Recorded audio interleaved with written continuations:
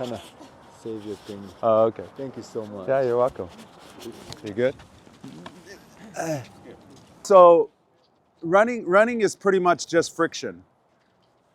It's friction in your cardiovascular system, and that's what you're training right now. The more you train, the more consistent you're training, the more your body will change internally to where what was once hard is no longer hard anymore. Where you're at today, imagine where you were when you started, right? Leaps and bounds.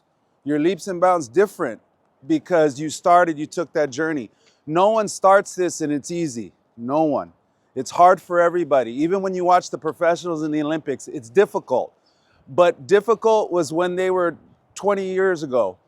They started with the difficulty. They've gone beyond the difficulty. It's still hard for the body, but you don't think about it anymore. Now you can think of other things, right? Once you get fit, you don't have to worry about, oh, this is tough and I feel this and I feel that. You're still gonna feel things. You're always gonna feel things. But if you put yourself in the right position, they won't be as bad. You can't take away the difficulty of running. You don't want to. It's supposed to be difficult. We want it to be difficult because if it wasn't difficult, everybody would be doing it. You guys took the journey to do it yourself, and that's the most important thing. So when we run, this is the main cues that I give for people when we run. You have to stretch your body out. You have to be tall. You have to run over the ground, not into the ground. Because if all your energy is going into the ground, you're going nowhere. You're creating so much pressure on your body as opposed to running like this, as opposed to leaping over the ground. You see the difference? I don't cause impact on my body. I cycle over the ground. I lift my hips over the ground. I just lifted my hips. Now I've dropped my hips. You see the difference? My whole foot gets on the ground. If your whole foot touches the ground, it takes too long. You're taking too long every step. The key to being fast is not taking more steps.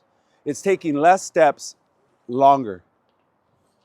Less steps longer. Even when you're jogging, you can lift your knees. This is like maybe 8 and 10 minute pace.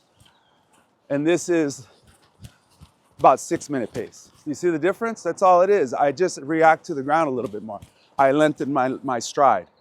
That's all I'm doing is lengthening my stride. But the body position stays the same. I come up and I pop it off the ground. I come up and I pop it off the ground. I come up, but my hip stays up. My hip stays up. So this is your spring. This is your accelerator right here. You push your hips forward to cycle you. If you were sprinting, running maybe half of a mile or a quarter of a mile, now it's longer. It accelerates longer. If I'm just jogging, it goes right here. This is jogging. You see, I still lift with my knee and I'm here. This is a little faster. You're a little faster, a little faster. Now you're sprinting. It was where you bring your knee all the way up beyond your waist level. That's sprinting. But you have to be in this posture. My heels have to be off the ground.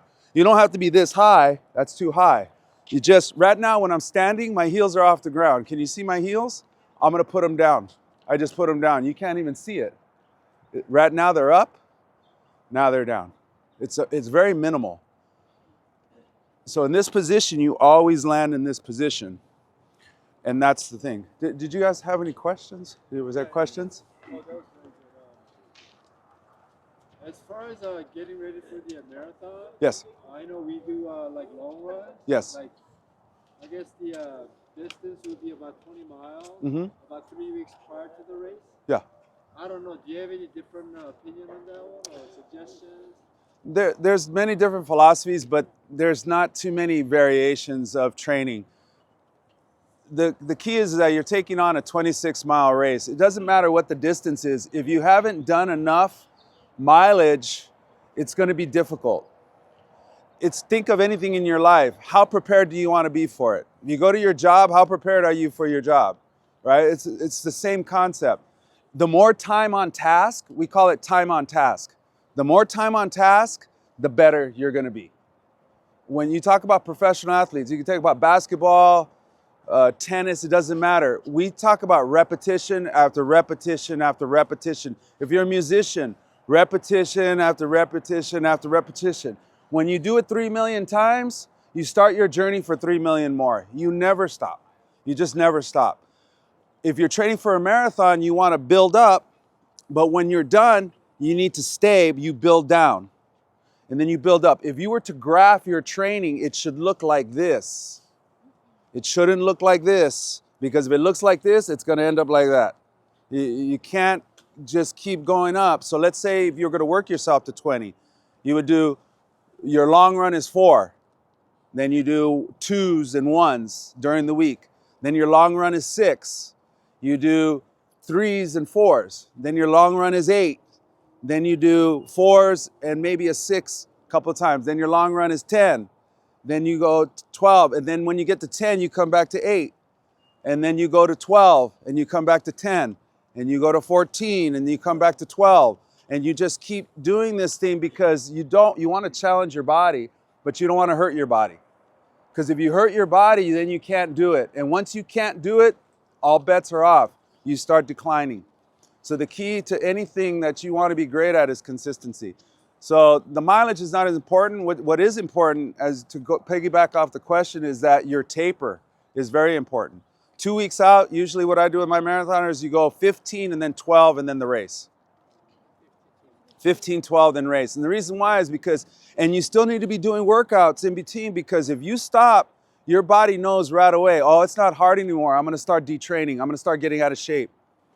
If you don't time your taper, you'll be lethargic on the line. You'll be weaker on the line. You want to be strong on the line, but you want to be kind of fresh too.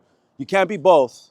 You can't be all one way. You need to be fresh enough to make it, but not so fresh that it's going to hurt you again, that it's going to be too hard when you get to mile 20. Because that's where the things happen in mile 20. Yeah. So do you recommend long runs going beyond 20 before the race, or 22, 23, 18? What's good? I think if you're in your first training cycle, 20 should be enough. Okay. If you're on your second training cycle, you can't keep doing the same thing to get a different result, right? What's the definition of insanity, right? Right? Doing the same thing and expecting a different result. You can't. Your body has more memory in it than your mind can possibly have. Your mind can't think of every single movement that you make every single day. It's impossible. Your body has its own memory. It has its own memory. When you train, you're training the memory of your body. You're not training the memory of your mind. When you become a great athlete, you have to learn to turn your mind off. You can't think your way through a marathon. It's impossible. You can't. You have to train your way through a marathon. You train your body. You train your body to do things repetitively so that you don't have to think about them anymore. You could just do them. You could do them while you're doing something else. You know, you could start to do different rhythms and movements while you're doing other things. So basically, just like weight training, kind of confuse your body. Don't do the same thing repeatedly, but try some new, shock your body. Is that what you're saying? Usually, the way the body works is in 3 weeks, your body masters what you're doing in 3 weeks. And after, if you do it, you could do it up to 4. I like 4 weeks because 4 weeks is a better pattern of a cycle. You could do 4-week cycles, and you work off of 4-week cycles. But a 1 week is a cycle itself.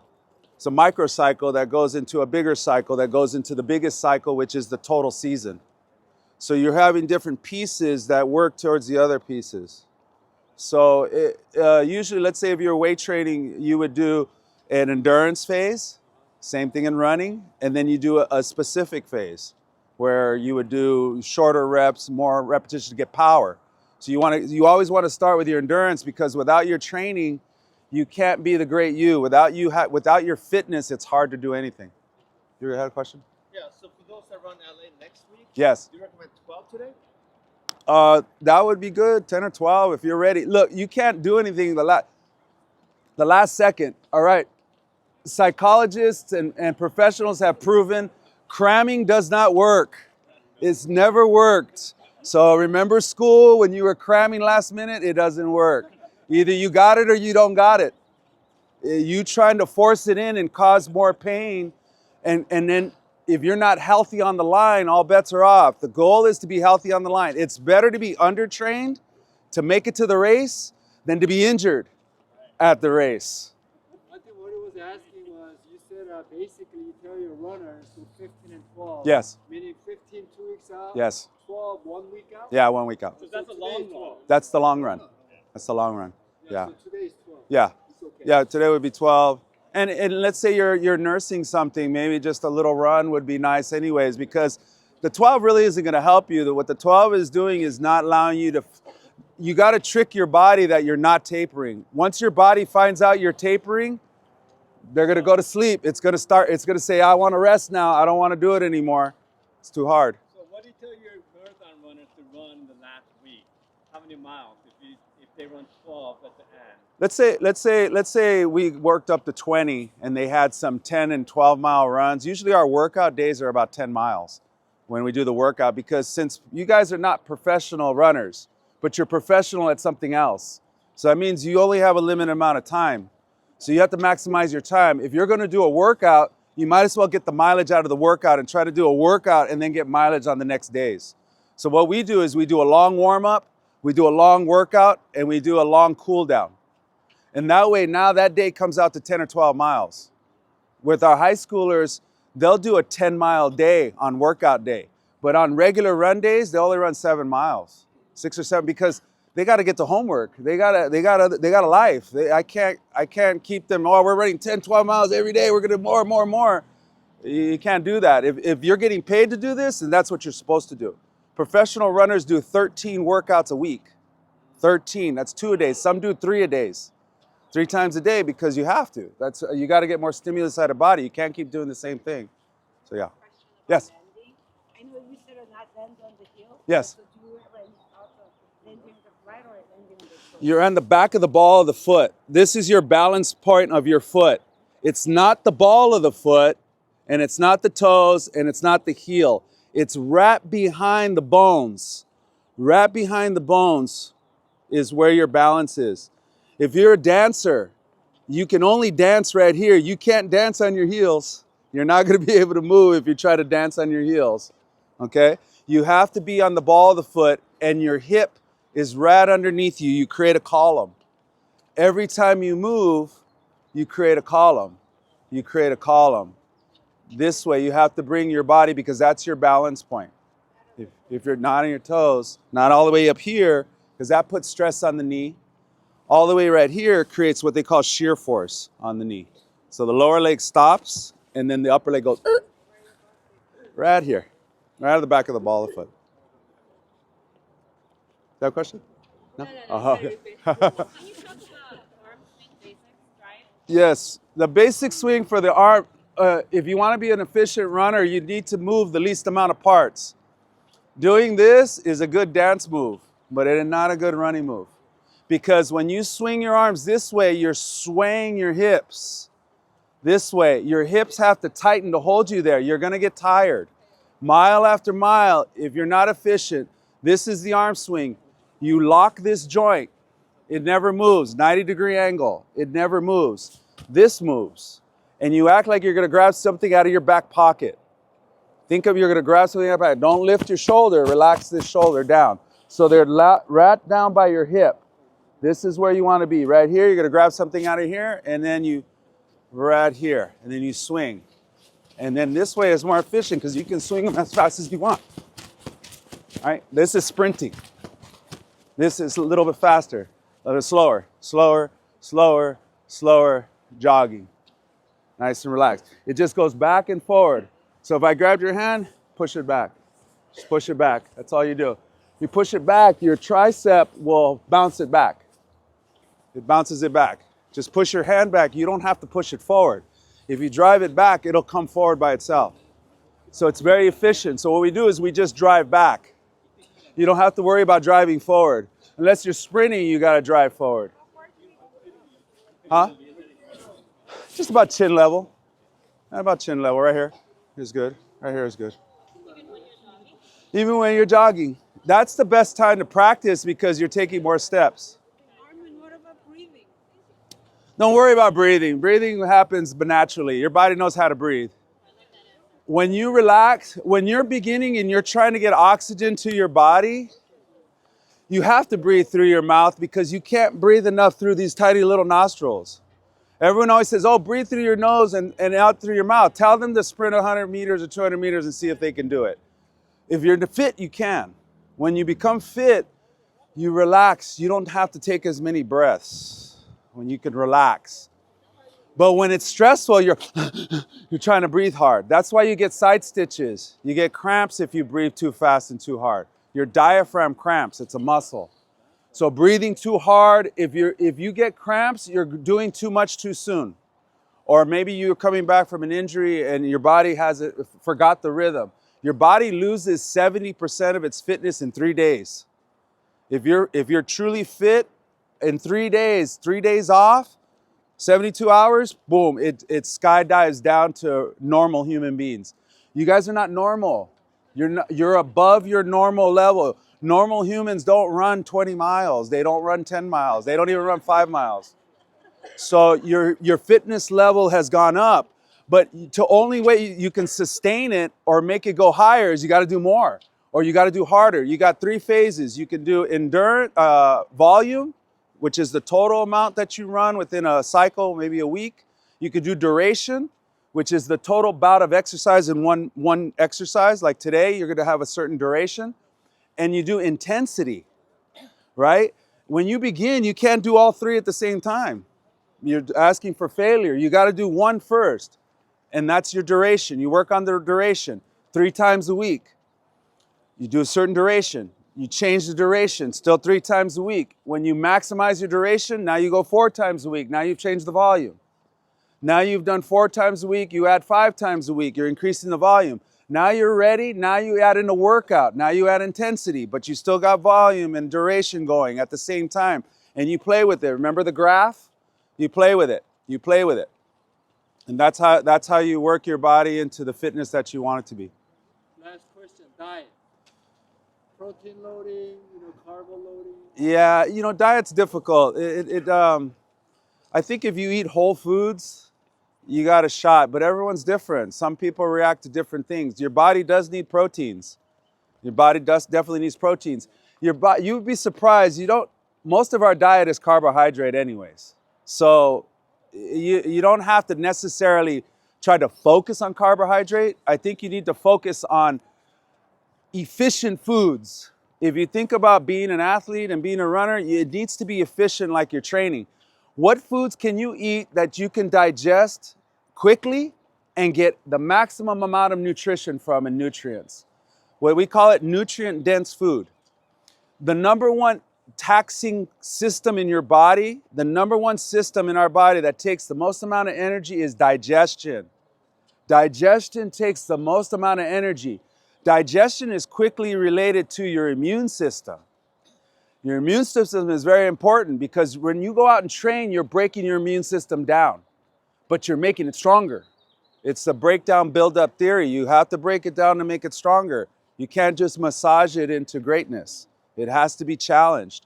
But if you're taking a lot of time digesting, you're taxing your immune system, and you're training, you're taxing your immune system. And guess what? Most of us don't sleep well. You're taxing your immune system. You're asking your immune system so much of itself. The byproduct is sickness, illness, virus. You're susceptible to virus. There's virus all around us. You can't avoid virus all around us. But you could be either susceptible to it or you could be immune to it. And the way you can be immune to it is by making yourself stronger. So don't eat foods that make you tired, that takes all your energy. Eat foods that give you energy. And you can find that out. Most foods that are really, really green and have a lot of color have a lot of energy. So when you're thinking about your training, you're thinking about your life, you have low energy, you have low training energy, eat foods that give you energy. And that's usually the best way to be a diet. I don't go by you should have this amount of carbs and this amount of stuff. Your body knows. Your body has more memory than you can possibly have in your mind. One more. When I kind of look look at some of the professionals running or some good athletes running, they're talking about like fat oxidation. You should be able to use the fat as the fuel Yes. for the marathon race. Yes. Because carbs only last about an hour, fat will last longer. Yeah. When you're doing the long runs, they say try and run it slower than your marathon pace. Teach your body how to burn fat first. Yes. Can you go a little bit into that? Like when you're doing long runs, should you be running at a progressive running or slower than marathon running when you're doing long runs every weekend? All of the above is true. When you've mastered running, you should be at 70% of your max. So your max would be what you can run pretty much for like maybe 2 miles for like a marathon distance. And you take that, that's your 100%. Now you take 70% of that, that's what you should be running in your regular daily runs. And because then it acts as recovery. You can't keep training at a high intensity or else you're gonna have failure. So let's say if you're at 70%, at certain points, when you've done enough mileage at 70%, now you may wanna do some race pace work, some marathon race pace work. And if you could do marathon race pace work, now you're teaching your body that, okay, I don't have to totally recover for all of the race. That distance. But let's say your medium runs during the week, those you don't want to challenge yourself on those either. Those should be 70. But let's say if you do, maybe every other week you do some pace work in there. Yeah, professionals, they're different. You can't follow professionals because they've already passed all the cycles that you haven't done yet. You can't skip. If you skip, you're going to fail. I don't really look at the professionals. I look at where you're at right now, and that's where you have to decide how you're going to take the next step with the athlete. And you guys can do that with yourself. What have I done now? How can I challenge myself in little parts and stuff like that? So that's all it is. Just everything that you read is true, but is it true for you? Is the question. Is it true for you? You have to talk with your coaches and see. You talk about these things, you figure it out. You're always going to hit a roadblock. You're always going to have to take some steps backwards. Don't be afraid to take steps backwards. As long as you keep moving. The key is to keep moving. Because if you stop, then you got to start all over again. And if you remember starting is never fun. Starting's never fun. Starting's the worst. I hate starting. So I try not to stop. But you have to think of yourself not as a light switch, turning yourself on and off. Think of yourself as a dimmer switch. Turn yourself up and down. So when you're not feeling well, take it down a little bit. It's okay because you're already out here. You already won if you're out here. You've already won. You're not in bed. Who's in bed right now? Millions of people are in bed right now. Millions of people are in bed right now, but you're not. You're here. You're awake. You might as well get something out of yourself. If you had a plan to do 8-mile run, but you're not feeling good, tell yourself, I'm only going 6, but go out 3, and I bet you by the time you get to 3, you'll be like, I feel better now. I'm just gonna go the extra mile, right? Whatever, what difference does it make? You gotta get started. You gotta warm up. Exactly what Coach had you do right now, warm up. Once you warm up, now you're like, it's not so bad. Now I don't wanna go back to bed just yet. Maybe after. Okay, thank you so much. You're welcome. Thank you, guys. Good luck. Good luck out there. Good luck out there. Yeah. Thank you. Okay. All right. You guys got to get to run.